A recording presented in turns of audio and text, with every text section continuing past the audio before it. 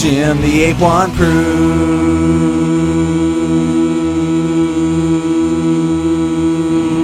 Hello again, humans. It is I, Jim the Ape, and I put off making this video for a variety of reasons. I'm still dealing with some cold symptoms. I didn't want this to be my first video of the new year, given the subject matter, which incidentally is something that just frustrates and depresses me to no end, and also because so many people have already made videos talking about it. But if you follow me on Twitter, you probably already know that I had a lot to say about this, to the point where even after I make this video, there's bound to be stuff that I later realize I left out despite my best efforts. So, what is this video about? Well, in Chicago, 4 young adults decided to turn a hangout with a special needs man that they knew into a kidnapping and violent assault. If that wasn't bad enough, the kidnappers made him drink toilet water, cut his scalp, and shouted racially and politically charged expletives at him, all while brazenly broadcasting their crime on Facebook Live. Now, for those precious few of you who haven't heard of this incident, I want you to picture it in your mind, based on what I just described. Have you done that? Okay, now I wish I could see your faces when you hear that the perpetrators of this horrendous crime were black, and the victim was white. Yes, they shouted things like "fuck white people" and "fuck Trump," all while torturing an innocent person who probably didn't even fully understand what was happening to him. I heard from a source that is definitely not verified that it may have been a stunt to try and boost the hip-hop career of one or more of the assailants. I can't say whether that's true or not, but it's a poor excuse, and it doesn't justify what happened one iota. As you might expect, social media blew up with reactions to this incident, with any and all reasonable people condemning it as the racist, hysterical hate crime that it was. But of course, there was a contingent of people, mostly of the far left social justice victimhood mentality, that were defending this abominable event by bringing up shit that happened over 150 fucking years ago, and which no person alive today took part in or was a victim of. For the slow kids, that means all the slaves and their masters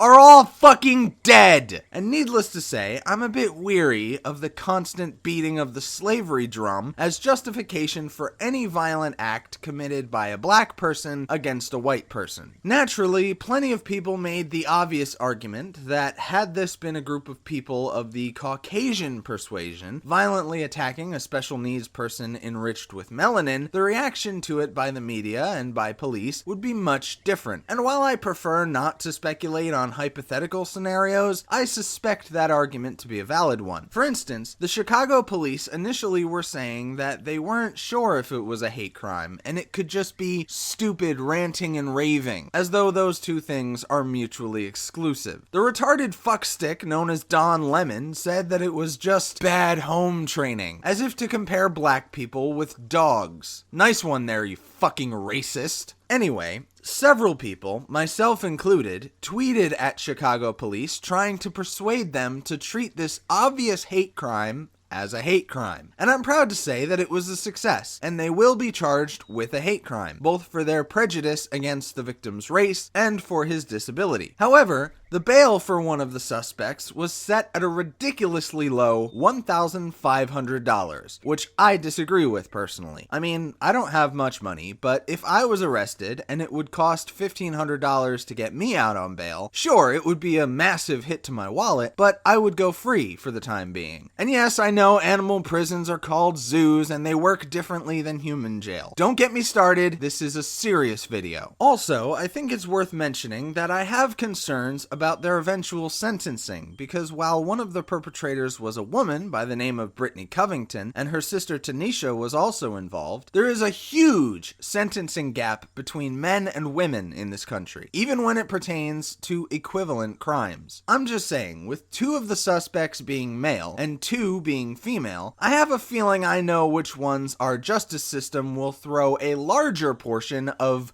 the book at. Not that it's undeserved. I just wish that equal crimes were punished equally regardless of race or gender. But keep in mind that I'm for rehabilitation over retribution in our justice system. I prefer these people be taught the error of their ways, if that's possible, rather than trying to make them pay for something that personally disgusts me. As a brief aside, I don't think the justice system should be used as an instrument of vengeance for the bereaved. Even if the victim of a heinous crime was a close personal friend or family member of mine, I don't believe the state should have the authority to execute the perpetrator on my behalf. I also think the three-strike system is stupid, and it leads to more violent situations when criminals are on their last strike and will do anything to avoid going back to prison. But that's a bit off topic. Apart from the judicial implications of this incident, there were people who were arguing about the fact that the trending hashtag for it when the news first broke was BLM kidnapping. Now, I understand why that was the case. For starters, it's relatively short, so it can fit within a tweet along with a sentence or two of commentary, and it's specific enough to not be confused with something else. In addition to that, there is a striking similarity between the things that the kidnappers shouted in the video and the kind of rhetoric you hear from Black Lives Matter extremists. The kind of anti-white, anti-cop, usually anti-Trump, black victimhood propaganda that seeks to pit black people against white people, or black people against cops, or black people against anyone who doesn't buy into their narrative, etc. On the other hand, I totally understand the objections to the tag, and I agree with at least some of them. I too was skeptical that this was some premeditated attack that was somehow officially sanctioned by some centralized BLM leadership. I was even skeptical that any or all of the perpetrators were technically BLM supporters, and I still am. Now, I believe that Black Lives Matter should be blamed at least a little bit because of their violent rhetoric, which could have contributed to this crime and the motivations behind it. Obviously, the brunt of the blame should and does still fall on the people who actually committed the violent act. But we have to at least consider the ideological motives and where they could have got the idea in their heads to do such a thing. I will say that one of the arguments against the tag that I disagreed with was one that was advanced by people like Kazum Fowler, seen here as a disembodied head.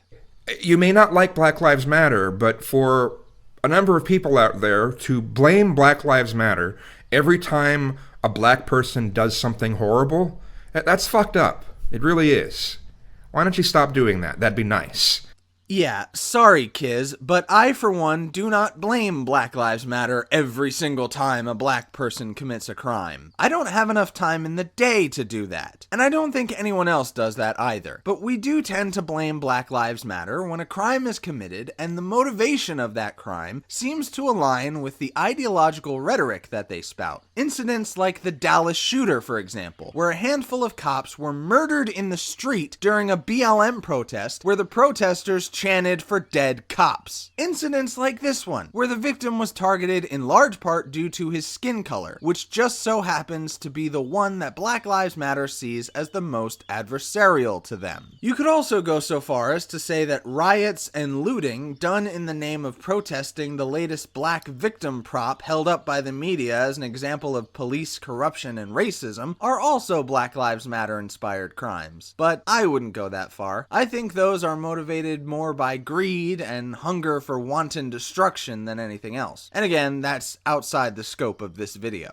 There's tons more that I could say about this incident, but I want to keep this video relatively short, so I'll wrap it up with a couple of tweets. Not any of the reprehensible tweets made in defense of this madness. No, I want to end on a more positive, or at least less sour note. The first is from yours truly. While I was spitting fire about this from the burning passion of my anger and outrage, it occurred to me that SJWs will likely use the racism is prejudice plus power, therefore black people can't be racist argument to try and justify what happened. And in anticipation of that fallacious bullshit, I tweeted, if racism is prejudice plus power, then tell me, how is 4 people beating a defenseless special needs man not power? And finally, a tweet I caught early on in the buzz, or at least soon after I caught wind of it. It's a tweet by a user named Seth Mandel, and it was retweeted by Christina Hoff Sommers. It reads, "So a string of fake pro-Trump hate crimes has given way to monstrous, real anti-Trump hate crimes. Media needs to do some soul searching." And I agree with that wholeheartedly. The mainstream media has been pushing biased narratives for so long that they may have lost sight of the actual damage they may be causing as a result. And I'm not saying this is all CNN's fault or anything like that, but I find it difficult to deny that the slant of the major news networks has an effect on how people perceive the political climate of the world around them. And if you mess with that perception in the right way, you create a nation of political schizophrenics. And that is no laughing matter. Anyway, I hope you all are having a good new year. Gotta love that revolution of the earth around the sun and how the scientifically inaccurate and arbitrary number that signifies the year increases by 1 every time it does. Man, that's just great. And I hope you enjoyed this video as well. If you did, please give it a thumbs up. If not, give it a thumbs down. I don't care. Life is meaningless. If you like my content, subscribe to my channel and click on that stupid bell thing to turn on notifications, because apparently YouTube thinks that just because you're subscribed to someone doesn't mean you have any interest in seeing their new videos. Yeah, YouTube is kind of stupid that way. If you can't get enough of me, you can follow me on social media and subscribe to my new second channel, which has no content on it yet, but I will be using it for more laid back, less heavily edited videos about the kind of entertainment I like. Video games, wrestling, various movies and TV shows, and maybe if I'm feeling particularly liberated, I'll talk about porn from time to time. And last but not least, if you really like me, you can support me on Patreon, and maybe somehow I'll find the will to live in the face of the boundless stupidity and malice of the human race. As always, thank you for watching. I'll catch you next time. Stay great, apes.